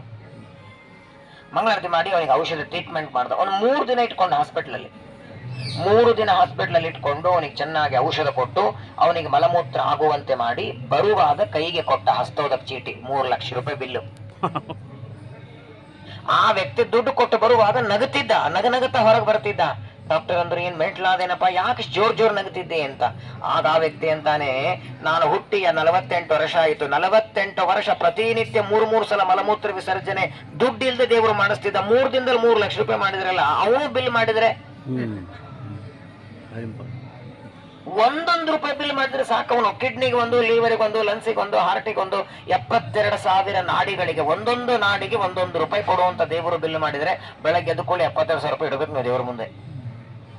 ತಲೆಯಿಂದ ಬೆನ್ನಿನವರೆಗೆ 20,000 ನರಗಳಿವೆ. ಯಾವ ನರ ಏನ್ ಕೆಲಸ ಮಾಡತ್ತೆ ಗೊತ್ತಿಲ್ಲ. ಊಟ ಮಾಡಿದ ಅನ್ನದಿಂದಲೇ ರಕ್ತ ಮಾಡ್ತಾನೆ, ಮಾಂಸ ಮಾಡ್ತಾನೆ, ಮಜ್ಜ ಮಾಡ್ತಾನೆ, ಏನ್ ಚೆನ್ನಾಗಿಟ್ಟಿದ್ದಾನೆ. ದೇವರನ್ನ ನಾವು ನೋಡ್ತಿದ್ರೆ ಎಷ್ಟು ದೊಡ್ಡದಾದ ಶರೀರ ಕೊಟ್ಟಿದ್ದಾನೆ, ಎಷ್ಟು ಆರೋಗ್ಯವಾಗಿಟ್ಟಿದ್ದಾನೆ ನಮ್ಮನ್ನ. ಹಾಗಾಗಿ ಆ ಭಗವಂತನ ಕಾರುಣ್ಯ, ಅವನ ಸ್ಮರಣೆ, ಅದೇ ನಮಗೆ ದೊಡ್ಡ ರಕ್ಷೆ. ಅದನ್ನೇ ಪರೀಕ್ಷಿತರು ಈ ಸ್ಥಳದಲ್ಲಿ ಮಾಡಿ 7ನೇ ದಿನ ತಕ್ಷಕ ಬರ್ತಿದ್ದಂತೆ. ಭಾಗವತ ಮಂಗಳ ದಿನ ತಕ್ಷಕ ಬರುವಾಗ ಒಬ್ರು ಆಚಾರ್ಯ ಬರ್ತಿದ್ರು, ಕಶ್ಯಪ ಅಂತ ಅವರ ಹೆಸರು. ಪರೀಕ್ಷಿತರು ಯಾವ ತಕ್ಷಕರಿಗೂ ಕಶ್ಯಪರಿಗೂ ಭೇಟಿಯಾಗಿತ್ತು. ಎಲ್ಲಿಗೆ ಆಚಾರ ಪ್ರಯಾಣ ಅಂತ ಕೇಳ್ತಾನೆ ತಕ್ಷಕ. ಇಲ್ಲೇ ಪರೀಕ್ಷಿತನಿಗೆ ಇವತ್ತೊಂದು ಹಾವು ಕಚ್ಚೋದಿದೆ, ಪರೀಕ್ಷಿತ ಸತ್ ಮೇಲೆ ಬದುಕಿಸ್ಲಿಕ್ಕೆ ನಾನು ಹೊಂಟೀನಿ ಅಂದ್ರೆ ಅವರು ಕಶ್ಯಪ ಬ್ರಾಹ್ಮಣ. ಓ ಬದುಕಿಸ್ತೀರಾ, ನಾನೇ ತಕ್ಷಕ. ಇಂತಹದ್ದೇ ದೊಡ್ಡದಾದ ಒಂದು ಗಿಡ, ಆ ಗಿಡಕ್ಕೆ ಕಚ್ಚಿದರೆ ಆ ಗಿಡದ ಮೇಲೆ ಒಬ್ಬ ವ್ಯಕ್ತಿ ಎಲೆ ತೆಗಿತಿದ್ದ. ಸಂಪೂರ್ಣ ಗಿಡ, ಟೊಂಗೆ, ಕೊಂಬೆ, ಎಲೆ, ಹಣ್ಣು ಎಲ್ಲ ಭಸ್ಮ ಆಗಿ ಹೋಯ್ತು. ತಕ್ಷಕ ಅಂತ ಗೊತ್ತಾಯ್ತಾ ನನ್ನ ಸಾಮರ್ಥ್ಯ ಏನು, ನಾನು ಕಚ್ಚಿದ್ದಕ್ಕೆ ಇಡೀ ಗಿಡ ಭಸ್ಮವಾಗಿದೆ ಅಂದಾಗ ಆ ಬೂದಿಯನ್ನ ಕೈಯಲ್ಲಿ ತಗೊಂಡು ಈ ಬ್ರಾಹ್ಮಣ ಮಂತ್ರ ಹೇಳಿದ್ರೆ ಕೈಯಲ್ಲಿ ಮತ್ತೆ ಗಿಡ ಆಗಿದೆ. ಮೊದಲಿನಂತೆ ಗಿಡ, ಕೊಂಬೆ, ಎಲೆ, ಹಣ್ಣು, ಹೂವು ಅಂತ ಮಂತ್ರದಿಂದ ಮಾಡಿ ತೋರಿಸ್ತಾರೆ ಕಶ್ಯಪ ಬ್ರಾಹ್ಮಣ. ಆದರೆ ಪರೀಕ್ಷಿತರನ್ನ ಬದುಕಿಸುವ ಇಚ್ಛೆ ದೇವರಿಗೆ ಇರಲಿಲ್ಲ ಅಂತ ಅವರು ಬದುಕಿಸೋದಿಲ್ಲ. ಪರೀಕ್ಷಿತ ಸಾಯಬೇಕಾಗಿತ್ತು, ಆದರೆ ಹಾವು ಕಚ್ಚಿ ಸತ್ತ, ದುರ್ಮರಣ ಬಂತು ಅಂತ ತಿಳ್ಕೋಬೇಡಿ ಪರೀಕ್ಷಿತರಿಗೆ. ಶ್ರೀಮದ್ ಭಾಗವತ್ ಕೇಳಿದ್ರೆ ದುರ್ಮರಣ ಬರತ್ತಾ? ಭಾಗವತವನ್ನ ಕೇಳಿ ಶುಕಾಚಾರ್ಯ ಹೇಳಿದಾಗೆ ಬ್ರಹ್ಮರಂಧ್ರದಿಂದ ದೇಹ ಬಿಟ್ಟಾಗಿತ್ತವರು. ಆ ನಂತರ ತಕ್ಷಕ ಬಂದು ಕಚ್ಚುತ್ತಾನೆ, ಪರೀಕ್ಷಿತರು ದೇಹ ಬಿಡುತ್ತಾರೆ. ಅಂತಹ ಮಹಾಜ್ಞಾನಿಯಾದ ತಪಸ್ವಿಯಾದ ಪರೀಕ್ಷಿತ ರಾಜರು ಶುಕಾಚಾರ್ಯರಿಂದ 7 ದಿನ ಭಾಗವತ ಕೇಳಿದಂತಹ ಸ್ಥಳ 5,000 ವರ್ಷಗಳ ಇತಿಹಾಸ ಪಡೆದದ್ದು. ನೀವು ನೋಡಬೇಕಾದ್ರೆ ಜಗತ್ತಲ್ಲಿ ಯಾವುದೇ ಗಿಡ ನೋಡಿ ಇಷ್ಟು ಬೇರೆ ಇರುತ್ತೆ, ಬಹಳ ಆದ್ರೆ ಇಷ್ಟು ಬೇರೆ ಇರುತ್ತೆ. ಇದರ ಬೇರೆ ನೋಡಿಬೇಕಾದ್ರೆ ಇವಾಗ ಪ್ರವಚನ ಆದ್ಮೇಲೆ ಕೆಳಗೆ ಹೋಗಿ, ಇಲ್ಲಿಂದ ಕೆಳಗೆ ಹೋಗಿ, ಇದೇ ಗಿಡದ ಕೊಂಬೆಯಲ್ಲಿದೆ. ವಟವೃಕ್ಷದ ಒಂದು ನಿಯಮ ಏನಂದ್ರೆ, ಒಂದು ಕೊಂಬೆ ಬಂತು ಅಂದ್ರೆ ಅದು ಭೂಮಿಗೆ ಹೋಗುತ್ತೆ, ಅಲ್ಲಿ ಇನ್ನೊಂದು ಗಿಡ ಬರುತ್ತೆ, ಅದು ಭೂಮಿಗೆ ಹೋಗುತ್ತೆ, ಇನ್ನೊಂದು ಗಿಡ ಬರುತ್ತೆ. ಈಗ ನಮ್ಮ ಮನೆಯಲ್ಲೇ ಒಂದು ಗಿಡ ಹಚ್ಚಿದ್ರೆ 20 ವರ್ಷ ಬಂದ್ರೆ ಒಳಗೆ ಹೋಗುತ್ತೆ. 5,000 ವರ್ಷದ ಗಿಡ ಇದ್ರೆ ಹಿಂದಿಂದಿದ್ದು 5,100 ವರ್ಷಗಳ ಹಿಂದಿನ ಈ ವೃಕ್ಷ ಅಂದಾಗ ಸ್ವಲ್ಪ ಎಲ್ಲಿವರೆಗೆ ಹೋಗಿದೆ ನೋಡಿ, ಅದರ ಕೊಂಬೆ ನೋಡಿ. ಅದರ ಬೇರು ನೋಡಿ, ಕೊಂಬೆ ನೋಡಿ, ಕೆಳಗಿಳಿದು ನೋಡಿ. ವಿಶೇಷವಾಗಿ ನಮ್ಮಲ್ಲಿ ಕಲ್ಪವೃಕ್ಷ, ಕಾಮಧೇನು, ಚಿಂತಾಮಣಿ ಅಂತ 3. ಕಲ್ಪವೃಕ್ಷ ಅಂದ್ರೆ ಅದು ಸಮುದ್ರದಿಂದ ಬಂದದ್ದು. ಆ ಕಲ್ಪವೃಕ್ಷದ ಕೆಳಗೆ ಕೂತ್ಕೊಂಡು ಏನು ಬೇಡಿದ್ರೆ ಕೊಡತ್ತಂತೆ. ಹಾಗೆ ಈ ಕ್ಷೇತ್ರಗಳ ಮಹಿಮಾ ಇದೆ. ಈ ವೃಕ್ಷದ ಕೆಳಗೆ ಕೂತ್ಕೊಂಡು ನಿಮ್ಮ ಮನಸ್ಸೊಳಗೆ ಏನು ಕಾಮನೆ ಇದೆ ಅದನ್ನ ನೀವು ಹೇಳ್ಕೊಳ್ಳಿ, ಅದನ್ನ ಪರಮಾತ್ಮ ಪೂರ್ಣ ಮಾಡ್ತಾನೆ. ಕಾಮನೆ ಅಂದ್ರೆ ಒಳ್ಳೇದಾಗಿರ್ಬೇಕು. ಯಾರೋ ಶತ್ರುಗಳ ಸಾಯಿಲಿ ಅಂತ ಇಂಥವೆಲ್ಲ ಕಾಮನೆ ಮಾಡಬೇಡಿ. ಯಾರೋ ಸಾಯ್ಬೇಕು, ಯಾರಿಗೋ ಹಾರ್ಟ್ ಅಟ್ಯಾಕ್ ಆಗಬೇಕು, ಇಂಥವಲ್ಲ. ಯಾವುದೇ ಮಕ್ಕಳ ಮದುವೆ ಇರಬಹುದು, ಅಥವಾ ಮಕ್ಕಳ ಕೆಲಸ ಇರಬಹುದು, ಆರೋಗ್ಯ ಇರಬಹುದು, ಆರೋಗ್ಯದ ಸಮಸ್ಯೆ ಏನೋ ಕೆಲವು. ಇನ್ನೂ ವಿಶೇಷ ಈ ಕ್ಷೇತ್ರದ ಮಹಿಮಾ ಅಂದ್ರೆ ಯಾರಿಗೆ ಮಾತು ಬರಲ್ಲ, ಶುಕಾಚಾರ್ಯರಲ್ಲಿ ಇರ್ತಾರೆ.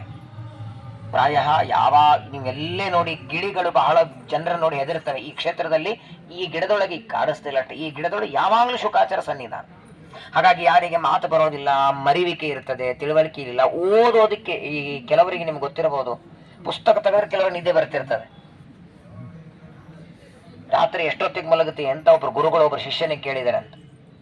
ಶಿಷ್ಯ ಹೇಳದ, ಪುಸ್ತಕ ಹಿಡ್ಕೊಂಡ್ರೆ 8 ಗಂಟೆಗೆ, ಮೊಬೈಲ್ ಹಿಡ್ಕೊಂಡ್ರೆ 3 ಗಂಟೆಗೆ ಅಂದವನ ಸಿಗ್ಲೆ. ಮೊಬೈಲ್ ಹಿಡಿದ್ರೆ ನಿದ್ದೆ ಬರಲ್ಲ, ಪುಸ್ತಕ ತೆಗೆದ್ರೆ ನಿದ್ದೆ ಬಂದ್ಬಿಡುತ್ತೆ. ಕೆಲವರಿಗೆ ಅಕ್ಷರ ಓದೋದು ಬೇಡ ಅನಿಸ್ತದೆ. ಈ ಕ್ಷೇತ್ರದ ಮಹಿಮಾ, ಗಿಡದ ಒಂದು ಎಲೆ ಅದನ್ನು ಮನೆಗೆ ತಗೊಂಡೋಗಿ ನಿಮ್ಮ ಮಕ್ಕಳಿಗೆ ವಿದ್ಯಾಭ್ಯಾಸದ ತೊಂದರೆ ಇದೆ, ಅದನ್ನ ಪುಸ್ತಕದಲ್ಲಿ ಇಡಬೇಕಂತ ಈ ಎಲೆಯನ್ನ. ಆಗ ಪುಸ್ತಕ ತೆಗೆದ ತಕ್ಷಣ ಓದಬೇಕು ಅಂತ ಅನಿಸ್ತದೆ ಮಕ್ಕಳಿಗೆ. ಓದಬೇಕು, ನಾನು ಬುದ್ಧಿವಂತನಾಗಬೇಕು, ವಿದ್ಯೆಯನ್ನು ಓದಬೇಕು ಅನಿಸ್ತದೆ, ಸದಾಚಾರಿ ಆಗಬೇಕು, ದೇವರ ಭಕ್ತನಾಗಬೇಕು, ಸಂಧ್ಯಾ ವಂದನೆ ಜಪ ಪಾರಾಯಣ ಮಾಡಬೇಕು ಅಂತ ತಿಳುವಳಿಕೆ ಮಕ್ಕಳಿಗೆ ಬರುತ್ತೆ. ಈ ವೃಕ್ಷದ ನೆರಳು ಬಿದ್ರೇನೆ. ನೆರಳು ಬೀಳ್ಲಿಕ್ಕೆ ಮೊದಲು ಕರ್ಕೊಂಡ್ಬರ್ಬೇಕಲ್ಲ ಮಕ್ಕಳಿಗೆ ಇಲ್ಲಿ.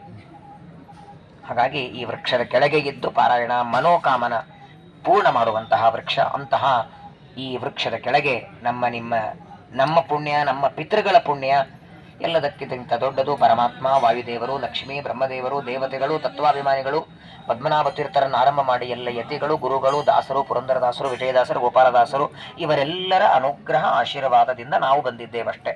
ನಂದೇನದೋ ಸ್ವಾಮಿ, ನಿನ್ನ ಇಚ್ಛೆ ಇರಲಿಲ್ಲ ಅಂದ್ರೆ ಮಠಕ್ಕೆ ಊಟಕ್ಕೆ ಹೋಗ್ಲಿಕ್ಕಾಗಲ್ಲ ನಾವು. ನಿನ್ನ ಇಚ್ಛೆ ಇದೆ ಅನ್ನೋದಕ್ಕೆ ನೀನೇ ಇಲ್ಲಿವರೆಗೆ ಕರ್ಕೊಂಡು ಬಂದಿದ್ದಿ.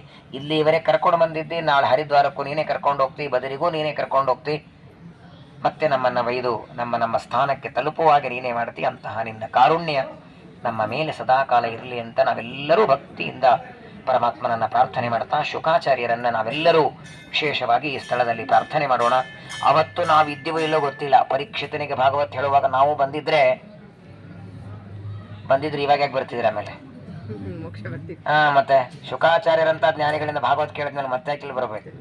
ಪರವಾಗಿಲ್ಲ, ಆ ಸಮಯದಲ್ಲಿ ನಾವು ಮನುಷ್ಯರಾಗದೇ ಇರಬಹುದು, ಗಿಡದ ಎಲೆ ಆಗಿರ್ಬೋದಲ್ಲ, ಗಿಡದ ಎಲೆನೋ ತಪ್ಪಲು ಆಗೀವಿ ಆ ಕಾಲದಲ್ಲಿ ಅನ್ನೋದಕ್ಕಾಗಿನೇ ಇವತ್ತಂದು ಇಲ್ಲಿ ಕೂಡಿಸಿದ್ದ. ಈ ಗಿಡದ ಕೆಳಗೆ ಕೂಡಿಸಿದ್ದೇ ಒಂದು ಭಾಗ್ಯ ಅಂತ ಅದರಲ್ಲಿ ಭಾಗವತ ಕೇಳೋ ಭಾಗ್ಯವನ್ನ ಶುಕಾಚಾರ್ಯ ಕೊಟ್ಟಿದ್ದಾರೆ. ಅವತ್ತು ಪರೀಕ್ಷಿತನ ಉದ್ಧಾರ ಮಾಡದಂತೆ ನಮ್ಮೆಲ್ಲರ ತಲೆ ಮೇಲೆ ಕೈ ಇಟ್ರಿ. ನಾವು ಒಂದು ಅರ್ಥದಲ್ಲಿ ಪರೀಕ್ಷಿತರೇ, ತಾಯಿಯ ಗರ್ಭದಲ್ಲಿ ದುಃಖ ಅನುಭವಿಸಿ ಬಂದವರೇ, ಈಗ ಸಂಸಾರದಲ್ಲಿ ದುಃಖ ಅನುಭವಿಸ್ತಾ ಇದ್ದೇವೆ. ನಮ್ಮನ್ನೆಲ್ಲ ಉದ್ಧಾರ ಮಾಡಿ ಶುಕಾಚಾರ್ಯರು ಅನುಗ್ರಹವನ್ನ ಮಾಡಿ ಜ್ಞಾನ ಭಕ್ತಿಯನ್ನ ಕೊಡ್ಲಿ. ವಿಶೇಷವಾಗಿ ಮತ್ತೆ ಇವಾಗ ನೀವು ಬಂದಾಗೆ ಮುಂದೆ ನಿಮ್ಮ ಮಕ್ಕಳಿಗೂ ಈ ತರ ಬದರಿ ಯಾತ್ರೆ ಮಾಡೋ ಬುದ್ಧಿ ಕೊಡ್ಲಿ, ಅವರು ಶುಕ ಸ್ಥಳಕ್ಕೆ ಬರಲಿ, ಇಲ್ಲಿ ಬಂದು ಈ ಗಿಡದ ಕೆಳಗೆ ಭಾಗವತವನ್ನ ಶ್ರವಣ ಮಾಡಲಿ ಅಂತ ಪ್ರಾರ್ಥನೆ ಮಾಡ್ತಾ ಒಂದು ಸಂಕಲ್ಪ ನಾವೆಲ್ಲರೂ ಮಾಡೋಣ. ಸಂಕಲ್ಪ ಮಾಡೋಣ, ಉಳಿದ ಶುಕಾಚಾರ್ಯ ಮೇಲೆ ಬಿಡೋಣ. ಒಂದು 7 ದಿನ ಈ ಕ್ಷೇತ್ರದಲ್ಲಿ ಭಾಗವತ ಮಾಡೋಣ. ಈ 10 ನಿಮಿಷದ ಪ್ರವಚನ ಬೇಡ, ಒಂದು 7 ದಿನ ಸಪ್ತಾಹ ಅಂತ ಈ ಕ್ಷೇತ್ರದಲ್ಲಿ 7 ದಿನ ನಿಮ್ಮ ಮನೆ ಮಠ ಎಲ್ಲ ಬಿಟ್ಟು ಬಂದ್ಬಿಡಿ. 2 ಹೊತ್ತು ಊಟ, ಫಲಹಾರ, ತಿಂಡಿ, ದಿನಕ್ಕೆ ಒಂದು 5-6 ಗಂಟೆ ಪ್ರವಚನ, ಏನೂ ಕೆಲಸ ಇಲ್ಲ. ಬೆಳಗ್ಗೆ ಪ್ರವಚನ, ಮಧ್ಯಾಹ್ನ ಪ್ರವಚನ, ಸಾಯಂಕಾಲ ಪ್ರವಚನ, ಸಾಯಂಕಾಲ ಭಜನೆ. ಒಂದು ವಾರ ಸಂಪೂರ್ಣ ಭಾಗವತವನ್ನ ಈ ಕ್ಷೇತ್ರದಲ್ಲಿ ಶ್ರವಣ ಮಾಡಿ ಸಂಕಲ್ಪ ನಾವು ಮಾಡೋಣ. ಪೂರ್ಣ ಮಾಡೋದು ನಿನ್ನ ಚಿತ್ತಕ್ಕೆ ಬಂದದ್ದು ಎನ್ನ ಚಿತ್ತಕ್ಕೆ ಬರಲಿ, ಅನ್ಯಥಾ ಬಯಕೆಯ ಕೊಡದಿರೋ ಸಂಕಲ್ಪ ನಾವು ಮಾಡೋಣ. ದೇವರದನ್ನು ಪೂರ್ಣ ಮಾಡಲಿ ಅಂತ ಭಗವಂತನಲ್ಲಿ ಪ್ರಾರ್ಥನೆಯನ್ನು ಮಾಡೋಣ. ಭಾರತೀಯ ರಮಣ ಮುಖ್ಯ ಪ್ರಾಣಾಂತರ್ಗತ ಶ್ರೀ ಕೃಷ್ಣಾರ್ಪಣಮಸ್ತು.